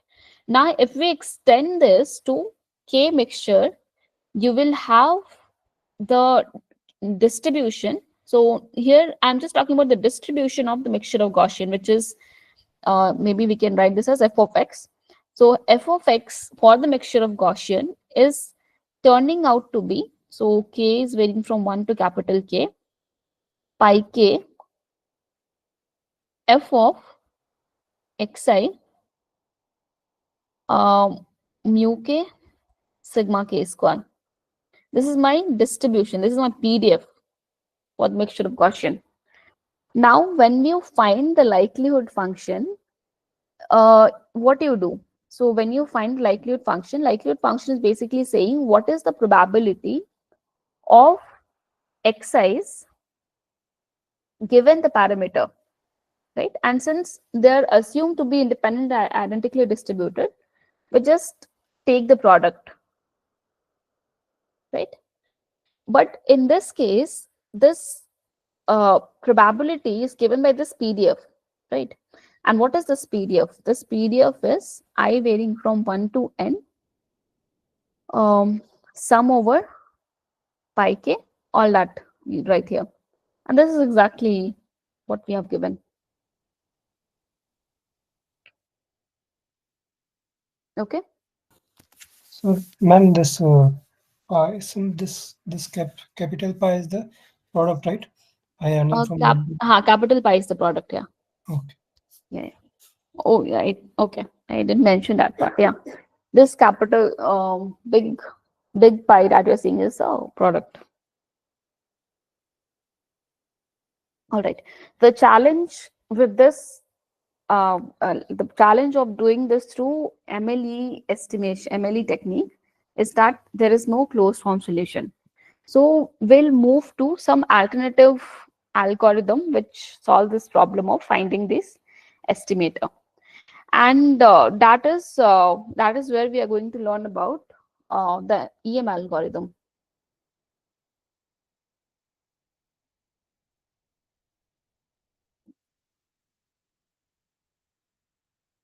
Okay, so what EM algorithm does is, this first write what EM algorithm is. So we initialize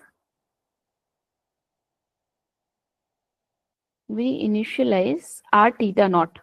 Okay, and this theta naught, I mean, we have written what my theta was, right?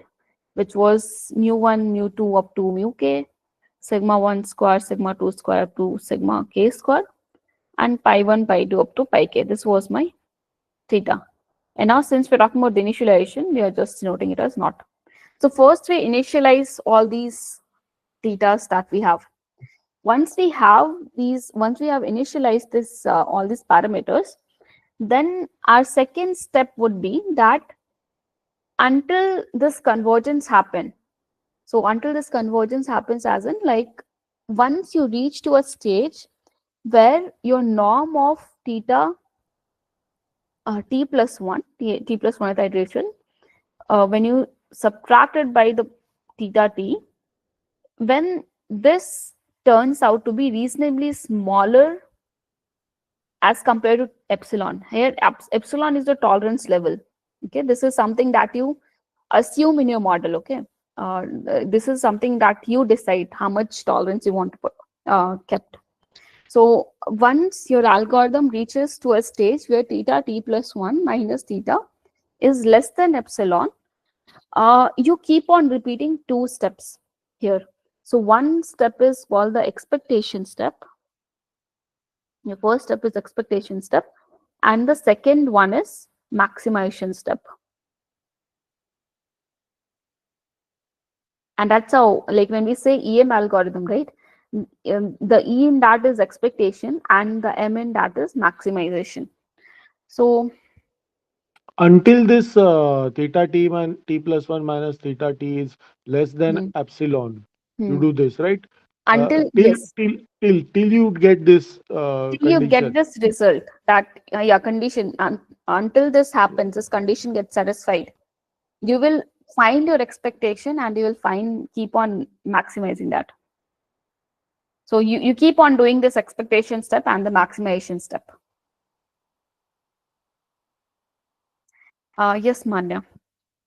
What is this tolerance against? So this theta t plus 1 is the parameter value at the t plus 1th iteration, right? And theta t is your at tth iteration.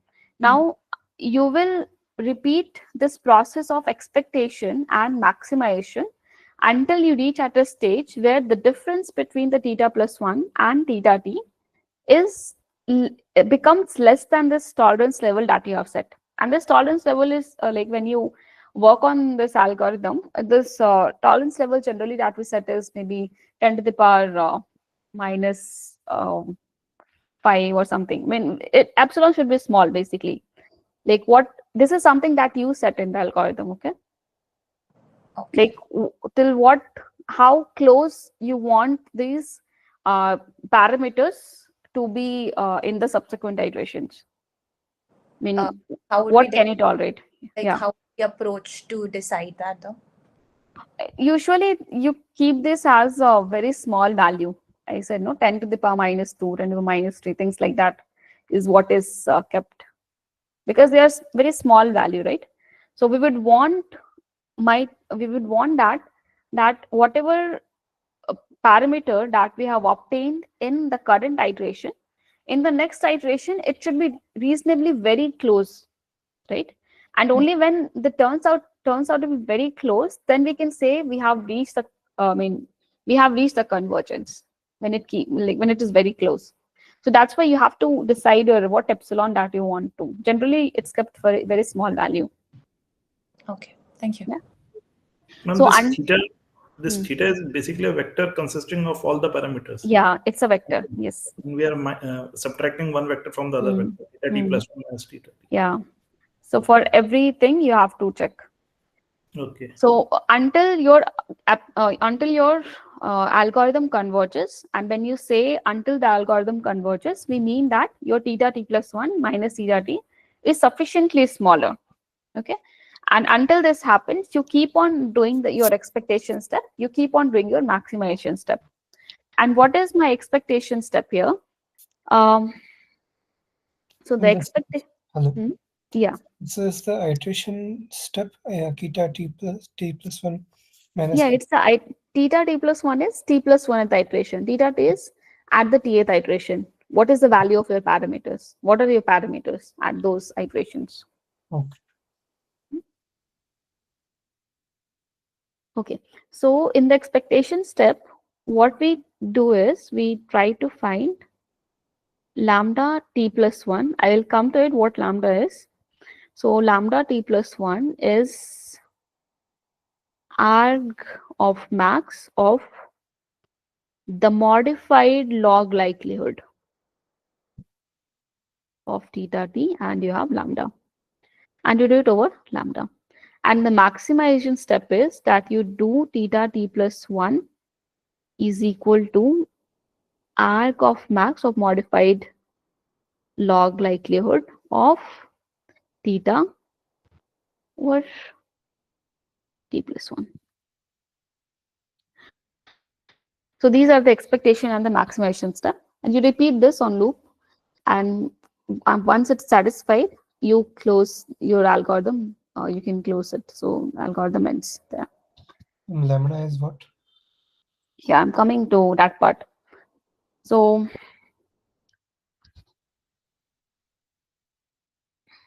okay. So this lambda is basically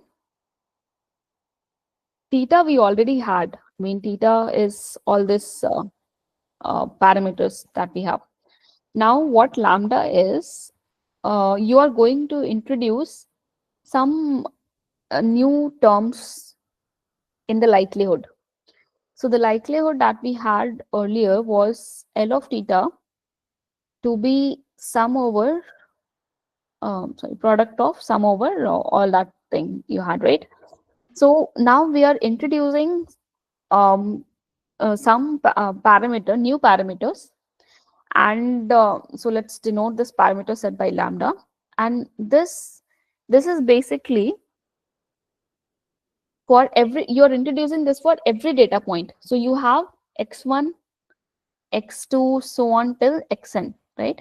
So for every data point, for every xi, you are introducing lambda I of 1, lambda I of 2, so on, lambda I of k. You're introducing this new parameter. And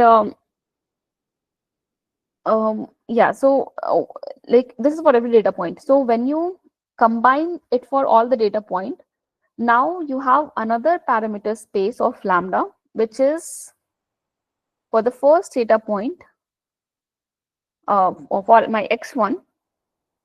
For my x1, I'm introducing lambda 1 1, lambda 2 1, so on till lambda k1. For the second data point, x2, I'm introducing lambda 1 2, lambda 2 2, lambda 2 k. So on till for xn, I'm introducing lambda 1n, lambda 2n, so on till lambda kn.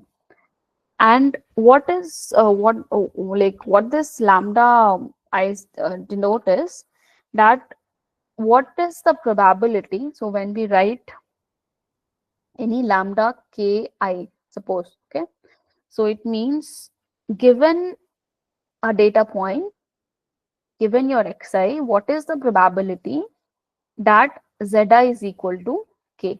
This is what your lambda ki is. And this is we are introducing for every single data point. Ma'am, is it like given the data point xi, what is the probability that the data point belongs to that Belongs to the k? Cluster K, mixture Yeah, K. cluster, mixture. Mixture or cluster? Yeah, here we're talking about mixture, so let's say mixture. Okay, okay. So for example, if I'm looking at this, right, the very first thing, so lambda 1 of 1. So what it means is, given the data point x1, what is the probability that this data point is belonging to the mixture 1? Now this would be, given my data point x1, what is the probability that this data point will belong to mixture 2, and so on. So one condition that is set on these lambda i's is that when you take when you add all of these lambdas, right, this should add up to 1. So sum over lambda ki, where I is varying from no, k is varying from 1 to capital K, it should be 1. Okay, the mixture. I mean all of this basically. So for every data point, whatever probability it has, it is associated with for every different mixture, all this probability should add up to 1. Sum of the rows should be 1. Sum of the rows should be 1. Yeah. So probability that my data point x1 belongs to the first mixture plus probability that my data point x1 belong to the second mixture, so on to probability that my data point x1 belongs to the kth mixture should all add up to 1. So all these, what I have written in the rows, right, they all should add up to 1. Ma'am, what is the difference between lambda and pi? Lambda and pi. So pi was probability of zi to be some k, right? So what is the probability of any data point to be in the kth mixture? This is the But mixture this is the value, right? conditional probability. Lambda i's are the conditional probabilities. That's the difference. And this is a This mixture, is right? Pi k. pi k is pi k is the probabilities for the mixtures. Yeah. That any data point belongs to the k mixture. Yes. So this is your lambda i's are the conditional probabilities. Like when you know that this is the data point you have observed, what is the probability that this should belong to the specific mixture? That is what you're getting from pi k i's. So this is one additional set of parameter space that you are introducing in this ZM algorithm. Okay, and once you introduce this additional parameter space, right, then you fix one parameter and you like differentiate with respect to other. You get your all the initially using MLE, we are not able to get our nu hat, sigma square hat, and pi hat. But once after you introduce this set of parameter, you fix one. I mean, you fix your theta and maximize with respect to lambda.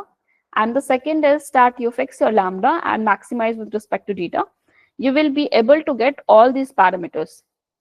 And for this example of mixture of Gaussian, the theta that we get from here is, so when we find theta hat k of modified maximum likelihood, this is sum over lambda ki xi, I varying from 1 to n, divided by sum over lambda ki I varying from 1 to n, right? So these pi ki's, we have already discussed what this probability is. And basically you, for any data point, you just multiply it with the probabilities. Like this is for a specific cluster, right? We are fixing one and then we are doing it. And this is mu k hat, mean, right? Mu k hat, yeah. Okay. Ma'am, are conditional probabilities usually more informative than normal probabilities? No, right? I mean, it's just a probability we are talking about. I mean, it's for a specific data point, so does that provide an advantage to us? Yeah, because we have introduced this, I am not going into the proof right now because it's a very long proof. So like once we have fixed these lambdas, then only, I mean, we have introduced these lambdas, then we are able to get this only like we are fixing lambda. So we have now two parameter space. One is theta and one is lambda. So I am fixing this lambda space, lambda parameter space, and I am maximizing over or differentiating over my theta. Maximizing over theta. Then only I'm able to get this nu hat k. And similarly, we'll get sigma square k hat, and we'll also get pi k hat.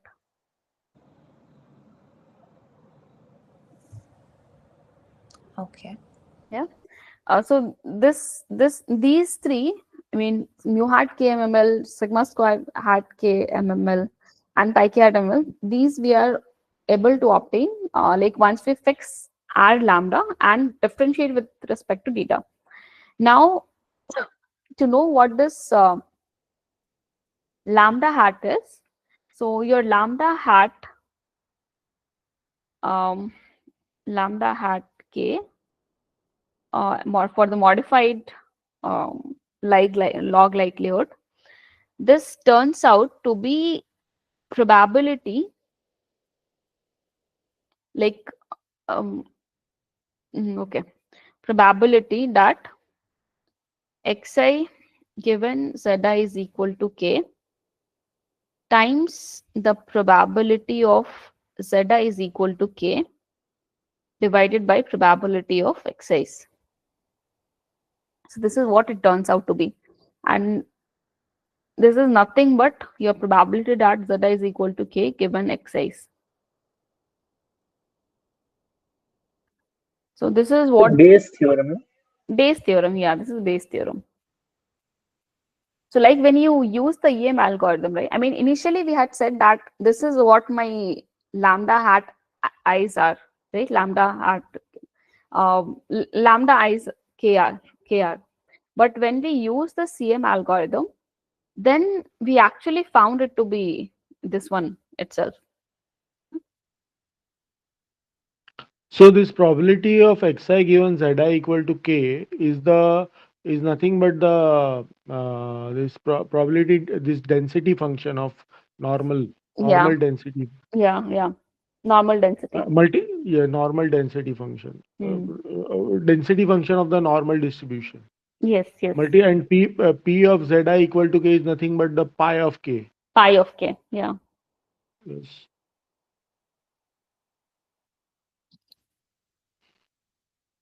Yeah. So that was about. So using the EM algorithm, we were able to find, not find, we were able to estimate all these parameters. We are able to estimate mu hat, sigma hat, and pi hat. So, and these are the estimate that we obtained. I have not written for sigma square hat k and mu hat k. Just check this once. So sigma hat square k should be basically like something like variance, right? So you will still have this lambda k hat I, and whatever Xi mu hat minus mml you know, mu k mml yeah, you subtract it from there and divide square. it by again the same thing. You take the sum. Pi k hat is simple. It is just you take Summation all of all these lambdas divided by n. lambdas divided by n. Yeah. So these are the estimate that we obtain Ma'am, I didn't get the using the AIM sigma algorithm. square k hat. Sorry. The sigma square k hat. Can you? Uh, Can a sigma square k hat is the variance for each of these. Like what is the estimate of the variance for the mixture of Gaussian? I have not Weighted variance, I think. weighted because you have this lambda ki's here. So yeah, weighted variance is what we can say. So basically, like Sam, once you find this mu hat, right? You know your sigma square in general looks like xi minus mu ka square, I varying from 1 to n. So this is similar to this. Xi minus, instead of mu, you substitute mu hat of mml. So xi this square, and since you have these weights associated with the here mu also, so just introduce those. So mu ki and this. That's all. I mean, there's a derivation. There's a full derivation for this, like how you have come to these, but this is something we cannot do it here. Yeah. Yeah. Okay, so that was about the EM algorithm. Ma'am, I have a question doubt in mock question number 12, like how to approach this question. I haven't understood that type. Mock question number 12. Wait. Yes. So the solution has not been, I think Yeah, it will be ma'am, released I don't tomorrow. want solution, ma'am. I just want what approach can I use for this? Let me see the question. Is the portal working? Yeah. Okay. It is working. Okay.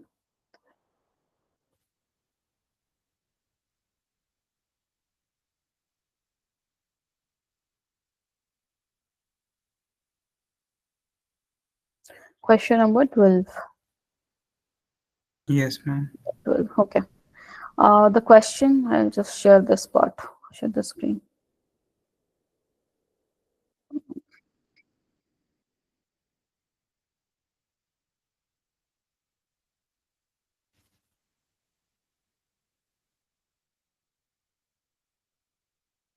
Okay, the question says GMM is fit for a data set with 5 points. At some step in the email algorithm, following are the values of lambda KIs for all the points in the data set for the kth mixture after the E step.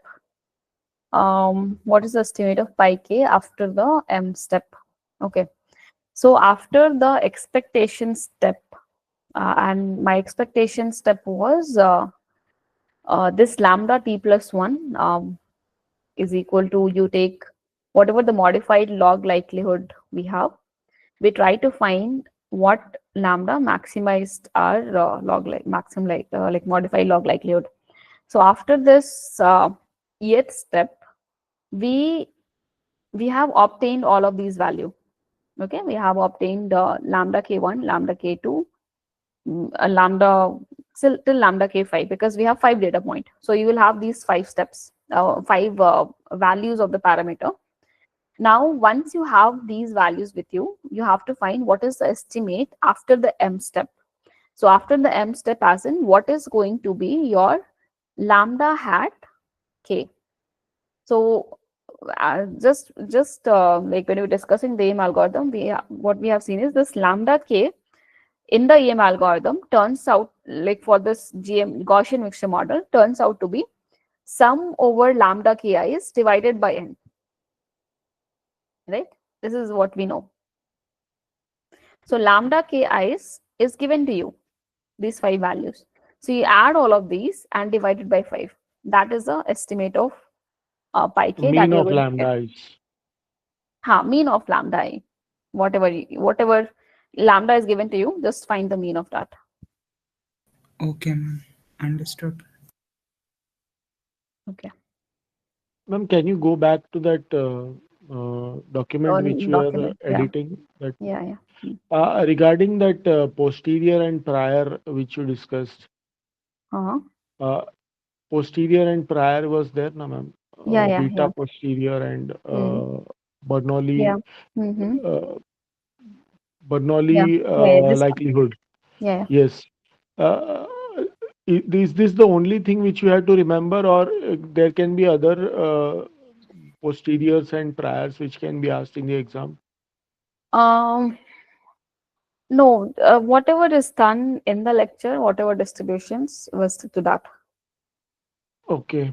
But here, like Because this expectation of the posterior is there, and then the mode of the posterior is there. So, do we need to remember the expectation and mode only of the beta distribution, or any other see, mode, distribution?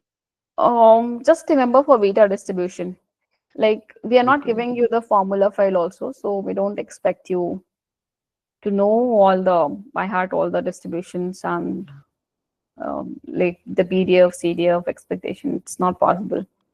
Because for every distribution, it is not necessary that the prior will be same as the Yeah, posterior, right? exactly. Yeah, this is a special kind So of I prior. think only other case I know is that when the likelihood, the Yeah, prior and the posterior all are normal, then it normal. works.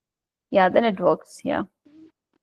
But and the second case I know is this case which you have mentioned here, that is the prior and posterior being beta and Mm. the likelihood being the Bernoulli one. Yeah. So this is the one which you have to remember, right? Posterior and prior being beta and Yeah, whatever uh, is done in the lecture or whatever is there in the assignment, just know those distributions. okay. If in case there are other distributions that are coming in, you will be given the formula. Okay. Okay. Like, this likelihood, can you explain? You have written what you have written there? The power Okay. Mm, sigma. okay. See.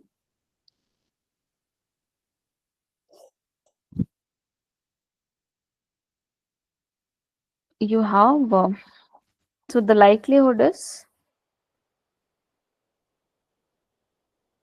so you have x1, x2, so on till xn.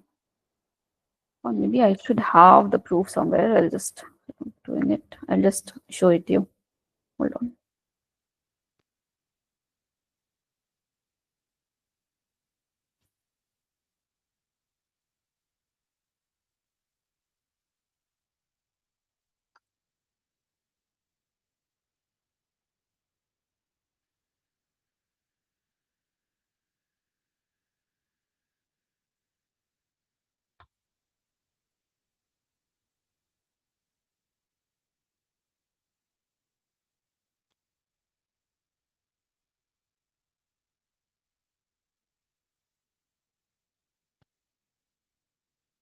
Yes, see. Um, Can I we zoom? have, yeah. Yeah. You have the excise coming from Bernoulli peak, right? And the prior, okay, this is for the prior, okay.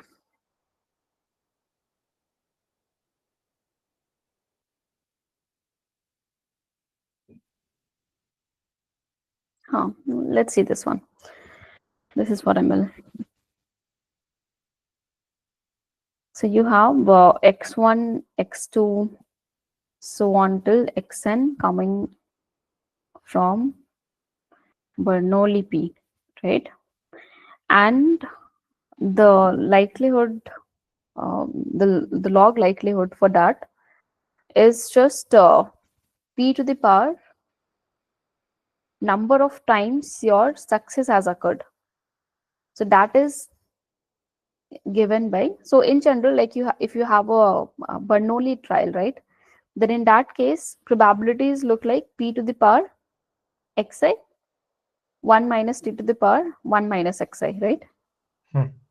Because in case if you have xi to be 1, I mean if you're, let's say I'm talking about x1 and my x1 is let's say 1, I observed it to be success, then this will be this will be p to the power 1 minus p to the power 0, 0. right? So it just stays p. Yes. So for x1 it is p. So if x2 is maybe a failure, then it will be 1 minus p, the probability, right? This is exactly what we say when each of my random variable follows a Bernoulli p. So if it's success, the probability is p. If it's a failure, the probability is 1 minus p. So in short, we can write the probability distribution to be p to the power xi 1 minus p to the power 1 minus xi. So when you take log of not log when you find the likelihood of this likelihood of theta, or in this case likelihood of p for your x's, you take the product of all of these. So you take product of p of xi 1 minus p to the power 1 minus xi, I varying from 1 to n. And to simplify the calculation, we take the log. So that will turn out to be log of p to the power xi 1 plus log of 1 minus p to the power 1 minus xi. Now xi is like if you take the summation of this whole thing, uh, then your xi is basically the number of times your success is occurring, right? This will come out here, and this will be 1 minus xi, right? Now you're adding it over summing it over 1 to n. So you have number of successes. Let's say it occurs. So this will turn out to be number of times your success has occurred and number of times your failure has occurred. So that's how we have written ns log p, nf log p, number of times failure has occurred, and you take the derivative with respect to p, so equated to 0, and you get this to be the sample mean. Okay. Yeah. This is basically p hat for ML. For ML, yeah. For the Bernoulli, yeah.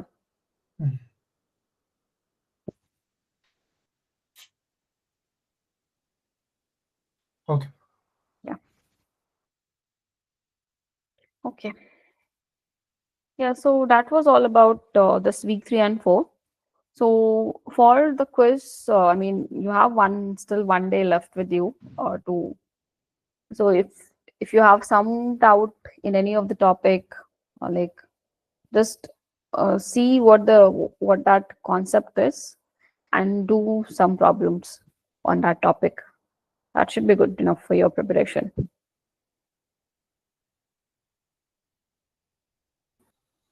Ma'am, the mock which was given in the course portal, can we expect some similar questions in our exam, or I mean, in some similar pattern or fashion? That we can't say.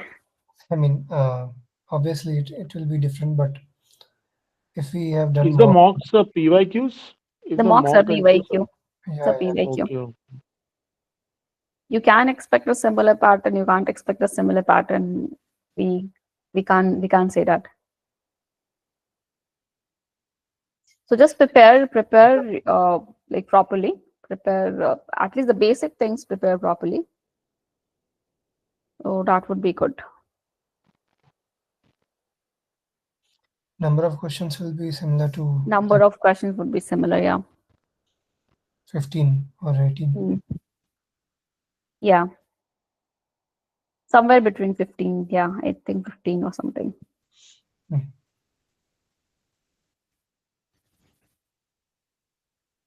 Okay. Okay. Yeah. Thank you all. All the best for your exams on Sunday. Thank you. Thank you, ma'am. Prepare well. Yeah. Thank you. Thank you all. Thank you, ma'am. Thank you. Thank you.